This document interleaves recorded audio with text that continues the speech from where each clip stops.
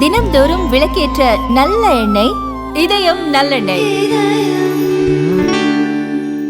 2024-25 நிதியாண்டில் உத்தரப்பிரதேசம், குஜராத், ஜார்க்கண்ட், மணிப்பூர் உட்பட 13 மாநிலங்கள் வருவாய் உபரியை பதிவு செய்துள்ள போது தமிழகம், பஞ்சாப் உள்ளிட்ட மாநிலங்கள் வருவாய் பற்றாக்குறையை பதிவு செய்துள்ளன என்று சிஏஜி அறிக்கை தெரிவித்துள்ளது. மாநிலங்களின் நிதி நிலைமை குறித்த சிஏஜி வெளியிட்டுள்ள ஆய்வறிக்கையில் கடந்த 2024-25 18 மாநிலங்கள் வருவாய் உபரியையும், 3 மாநிலங்கள் வருவாய் பற்றாக்குறையையும், 7 மாநிலங்கள் பூஜ்ய வருவாய் பற்றாக்குறையையும் இலக்காக வைத்திருந்தன. இறுதியில் 13 மாநிலங்கள் வருவாய் உபரியையும், 15 மாநிலங்கள் பற்றாக்குறையையும் பதிவு செய்துள்ளன. கோவா, ஜார்க்கண்ட், திரிபுரா, உத்தரப்பிரதேசம், குஜராத் உள்ளிட்ட 13 மாநிலங்கள் வருவாய் உபரியை பதிவு செய்துள்ள நிலையில் பஞ்சாப், ராஜஸ்தான், தமிழகம் உள்ளிட்ட 15 மாநிலங்கள் வருவாய் பற்றாக்குறையை சந்தித்துள்ளன.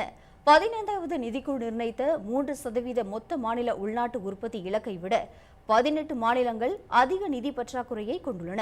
ஒட்டுமொத்த மாநிலங்களின் நிகர வருவாய் பற்றாக்குறை 2.19 லட்சம் கோடி ரூபாயாக உள்ளது. 28 மாநிலங்களின் மொத்த வருவாய் வரவான 40.52 லட்சம் கோடி ரூபாயில் 50% மாநிலங்களின் சொத்து வரி வருவாய் மூலம் கிடைத்துள்ளது.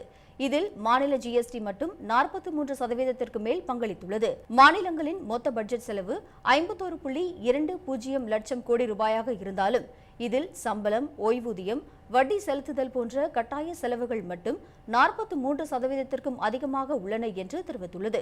மேலும் கடந்த 2025 மார்ச் 31 நிலவரப்படி மாநிலங்களின் ஒட்டுமொத்த கடன் சுமை 90.51 லட்சம் கோடி ரூபாயாக அதிகரித்துள்ளது என்றும் ஆந்திரா, அசாம், குஜராத், கர்நாடகா, கேரளா, மத்திய பிரதேசம், மகாராஷ்டிரா, ஒடிசா, உத்தரகாண்ட் உள்ளிட்ட மாநிலங்களில் 2024-25 முந்தைய ஆண்டை விட நிதி பற்றாக்குறை கணிசமாக அதிகரித்துள்ளது என்று சிஏஜி அறிக்கை தெரிவித்துள்ளது.